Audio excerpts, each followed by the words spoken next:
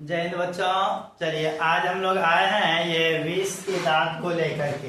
ये class 10th Hindi book का आपका दूसरा चैप्टर्स है। तो इसमें हम लोग आज पहला लेक्चर्स को लेके आए हैं ऑब्जेक्टिव क्वेश्चंस का। चलिए, अगर आप बिहार बोर्ड 2026 में है ना मैट्रिक का एग्जाम देने जा रहे हैं तो उसके लिए बहुत ज्यादा पावरफुल ये लेक्चर्स होने वाला है। तो चलिए शुरू कर देते हैं आज का लेक्चर। पहले मोटिवेशन लाइन। मोटिवेशन कह रहा है सफलता की खुशी का अनुभव करना है तो पहले असफलता के दर्द को स्वीकार करना होगा। अगर सफलता चाहिए तो पहले असफलताएं तो मिलेगी। डायरेक्ट एक ही बार में कभी भी सफलताएं किसी को ना मिली है ना मिलती है। पहली असफलताएं ही मिलती है।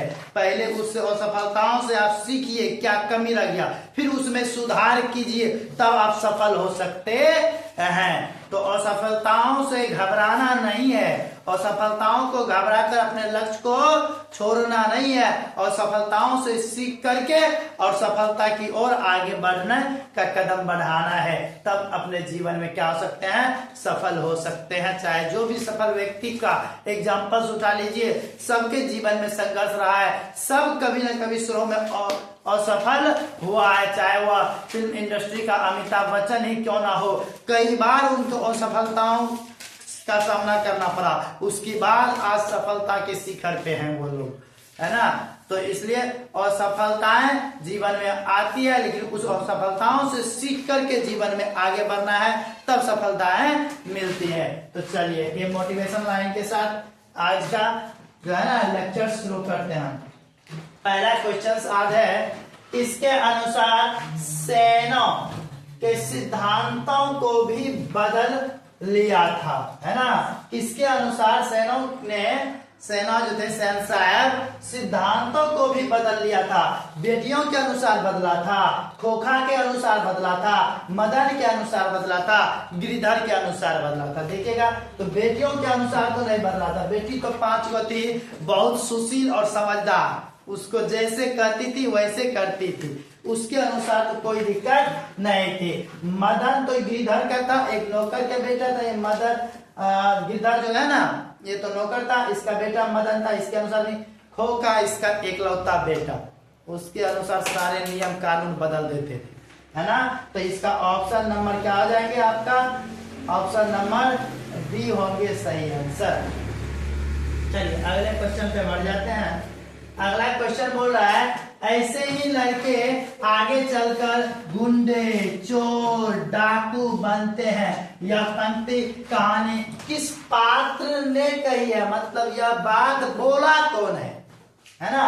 ऐसे ही लड़के आगे चलकर जो है ना गुंडे, चोर, डाकू बनते हैं, यह बात किसने बोला, तो यह बात सेन साहब की धर्मपत्नी ने बोला, गिरिधर, सेन साहब, सोफवर। बताइए किसने बोला था। देखिए सेन साहब की पत्नी तो नहीं बोली थी, है ना। गिरिधर तो मदन का पिताश्री ही था, अपने बेटे को तो कहेगा नहीं, है ना। गिरिधर ने बोला था, सेन साहब बोला था, है ना, नौकर का बेटा था।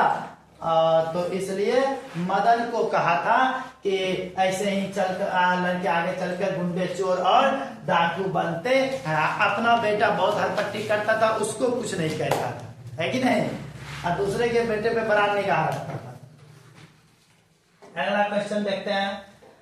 कराए कि महल और झोपड़ी वालों की लड़ाई में अक्सर महल वाले ही जीतते हैं, पर उसी हालात में जब दूसरे झोपड़ी वाले उसकी मदद अपने ही खिलाफ करते हैं, या किस पाठ की पंक्ति है, या जो है ना किस पाठ की यह पंक्ति है, ये लाइन जो बोला गया यह किस पार्ट में, बहादुर में, शिक्षा और संस्कृति में, मछली में, और विष के दांत में। तो बताइए इसका सही आंसर क्या होंगे। बहादुर तो नहीं होंगे, है ना, आपका शिक्षा और संस्कृति भी नहीं, महात्मा गांधी का इसमें नहीं, मछली में भी नहीं, आपका ऑप्शन डी होंगे सही आंसर, विष के दांत में, है ना। विष के दांत, जिसके लेखक कौन है, ललिन विलोचन शर्मा जी। चलिए आगे बढ़ जाते हैं।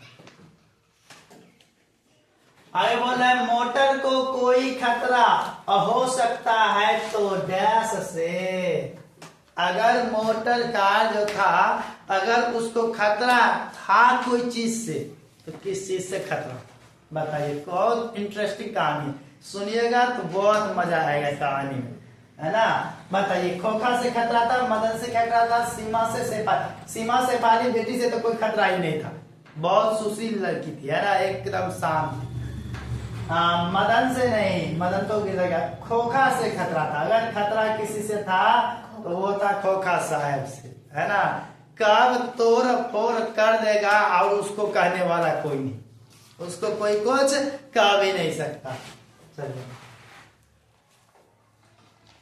खोखा के दांत किसने तोड़े? हाँ, ये का पॉइंट बहुत इंटरेस्टिंग है। खोखा के दांत किसने तोड़े? बहुत रंगबाज बनते थे खोखा, है ना। खोखा का जब दांत टूटा तब इसको पता चला कि हमसे भी ज्यादा बाहुबली है यहाँ। तो वह बात जो है ना, मतलब तोड़ा कौन था? मदन ने, मदन के दोस्त ने, सेन साहब ने। सेन साहब अपना बेटा का तो कभी दांत तोड़ेगा नहीं, है ना। गिरधर नौकर था, इसका इतना हिम्मत नहीं था कि वो मालिक के बेटा को कुछ कर सके, है ना। मदन के दोस्त नहीं, मदन, गिरधर का बेटा मदन बहुत खतरनाक, है ना। मारा, घुसा, पकड़ के तोड़ दिया, अगला वाला दूगो दांत को हिला दिया, है ना।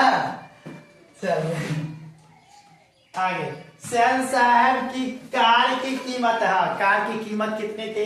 7,500, 8,500, 9,500, 7.5 लाख। तो बताइए सही आंसर इसका क्या हो जाएंगे? सही आंसर होंगे 7,500, 7,500। तो सेन साहब के कार की कीमत कितनी थी? 7,500 कीमत थी। चलिए, नलिनी विलोचन शर्मा का जन्म, देखिए ये जन्म पूछता है हर एक लेखक जो 24 चैप्टर है सबका कम से कम जन्म तो याद हर हाल में रख लीजिए, जन्म, है ना। एक या दो ऑब्जेक्टिव जन्म से आ जाते हैं कोई ना कोई लेखक।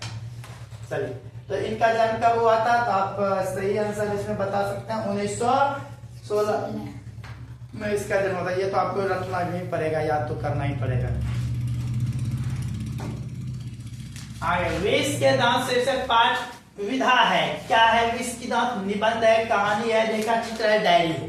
तो ये आपको पता होना चाहिए। विष की दांत क्या है? एक कहानी है। विष की दांत क्या है? एक कहानी है ना।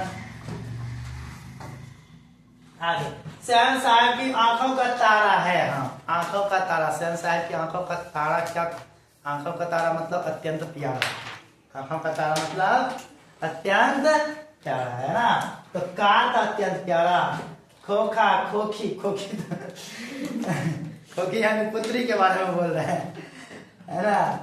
ये उपयुक्त सही नहीं, खोखा था। आंखों का तारा कौन था इसका? खोखा साहब, है ना। सेन साहब की आंखों का तारा कौन थे? खोखा। सेन साहब अपने पुत्र खोखा, है ना, इनके पुत्र कौन? खोखा को बनाना चाहते थे। खोखा को क्या बनाना चाहते थे? उनके पिताजी का लक्ष्य क्या था? बेटा को क्या देखना चाहते थे, क्या बनाना चाहते थे? तो बिजनेसमैन या इंजीनियर बनाना चाहते थे, वकील, प्रोफेसर, डॉक्टर। तो आप सही आंसर इसमें बताइए। इसमें सही आंसर होंगे अपने बेटे को ये बिजनेसमैन या इंजीनियर बनाना चाहते थे। कौन? सेन साहब। किसको? खोखा को।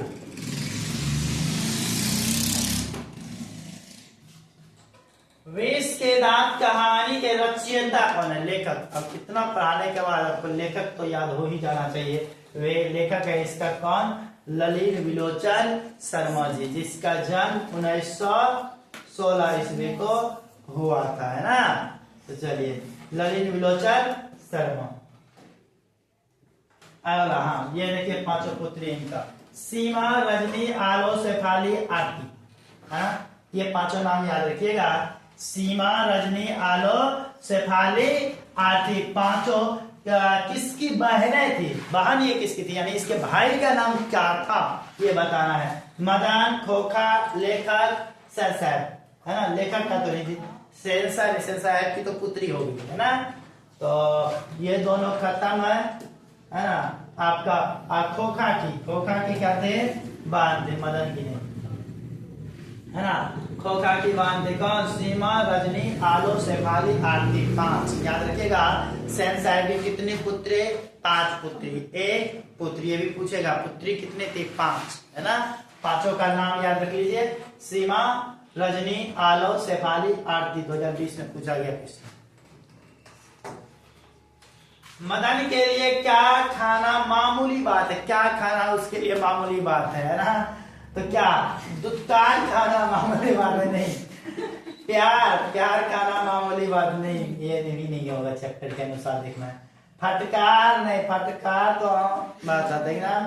मार खाना मामूली बात है। बेचारा इधर उधर से घूम के आता था, कैमरा क्या पकड़ के थुरा जाता था, है ना। वो मच के थुरता था। मार खाना इसके लिए आम बात थी। ऐसे भी नॉर्मल परिवार के लिए आम बात रहता है। कैंटा गड़बड़ किया, कोई बड़े लोग शिकायत करने आ गए, पकड़ के अब गार्जियन भी धोएगा, बाहरी आदमी भी धोएगा उसको। चलिए अगला क्वेश्चन क्या रहा है? मैं तो खोखा को इंजीनियर बनाने जा रहा हूँ। मैं तो खोखा को क्या बनाने जा रहा हूँ? इंजीनियर बनाने जा रहा हूँ। यह कथन किसका था? मतलब यह बात किसने बोला था, है ना। यह बात किसने बोला था कि इंजीनियर बनाने जा रहा हूँ? सेन साहब, मिस्टर सिंह का, गिरधर का, मुखर्जी साहब का। तो बताइए यह पुत्र किसका? सेन साहब का। अब तो पिताजी ही ना इसको बनाना चाहेगा, जो भी है ना। दोसर को क्या मतलब रहता है? दोसर को चाहता है कि उधर उसका बेटा बिगड़ जाए, है ना। कोई बढ़िया अगर पद पे पहुंचाना चाहता है, कोई शुभचिंतक एक लड़का का होता है, तो उसके माता पिता गुरु के अलावा सब उसके लिए बेकार है ना। तो जीवन में माता पिता गुरु, इन तीनों का कभी भी अवहेलना नहीं करना है। इन तीनों के अनुसार ही चलना है, और यही आपको सही रास्ता दिखा सकते हैं। तो सेन साहब इनके पिताश्री थे, यही ये इनको इंजीनियर बनाना चाहते थे।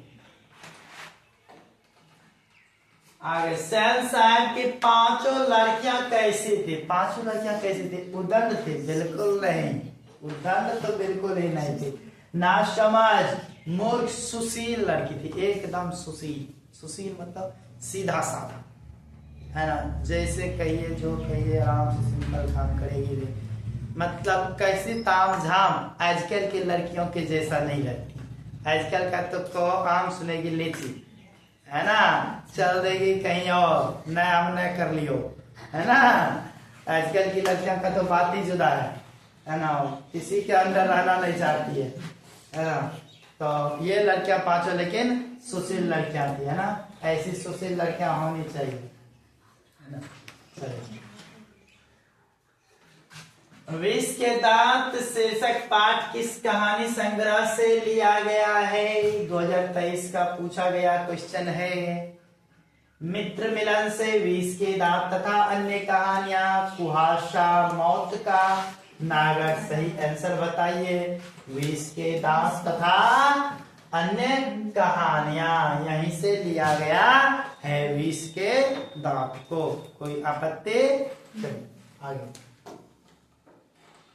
वाकिफ शब्द का अर्थ है, वाकिफ सभ्यता, घटना, परिचित और क्रूर। वाकिफ मतलब होता है कोई चीज के बारे में अगर जानकारी पहले से है तो उसी को बोलते हैं हम ये चीज से वाकिफ है। वाकिफ मतलब पहले से जानकारी है, पहले मतलब परिचित हैं, उस चीज से पहले से परिचित हैं हम। जैसे कि हम जो है ना बोर्ड या फिर कोई चीज किताब हम 10वां के सिलेबस से पहले से ही क्या है परिचित है। मतलब जिस चीज के बारे में आप पहले से जान रहे होते हैं ना उसी को बोलता है वाकिफ, परिचित, है ना। आंसर क्या होंगे? सॉरी, परिचित। अगला क्वेश्चन, मदन किसका बेटा था? मदन जी के पिताजी का नाम बताना है। मदन के पिताश्री का नाम क्या था? ड्राइवर का, गिरिधर का, मुखर्जी साहब का, पत्रकार महोदय का। नहीं, पत्रकार महोदय नहीं होगा, मुखर्जी नहीं होगा, है ना। इसका आंसर क्या हो जाएंगे आपका? गिरिधर साहब। कौन होंगे? मदन किसका बेटा था? गिरिधर का बेटा मदन था। गिरिधर का बेटा कौन था? मदन।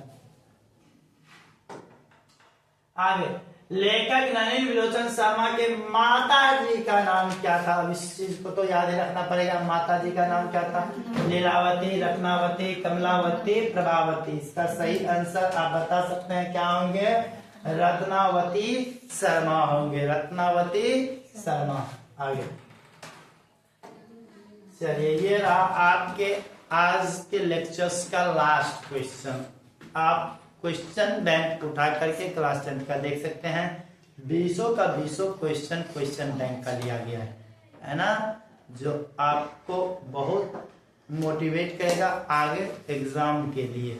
आप अगर ये वीडियो अच्छे से देख रहे हैं, समझ रहे हैं, अगर कुछ सीखने के लिए मिल रहा है तो आप कमेंट करके बता सकते हैं आगे भी क्या चाहिए, और अपने दोस्तों को शेयर भी कर सकते हैं। शेयर करने का कोई खर्चा नहीं लगता है। चलिए, तो ये क्वेश्चन बताइए, सैन साहब की कितनी लड़कियां थी? अब 5 लड़कियां का नाम भी तो याद करवा दिया गया है। लड़कियां कितने थे? 5 लड़कियां थी। चलिए, कोई दिक्कत यहाँ तक? ये सारे 20 क्वेश्चंस कंप्लीट हो गया। ये आज 2 चैप्टर्स हम लोग कंप्लीट कर लिए। आगे तीसरा चैप्टर्स को लेकर के आएंगे। आप लगातार वीडियोस को देखते रहिए। मैथमेटिक्स का भी मिलता रहता है, हर विषय का, है ना। तो फिलहाल आप अगर अच्छे से देख रहे हैं इस वीडियो को तो अच्छी बात है, शेयर भी करते रहिए। आपको यह वीडियो देखने के लिए बहुत बहुत धन्यवाद।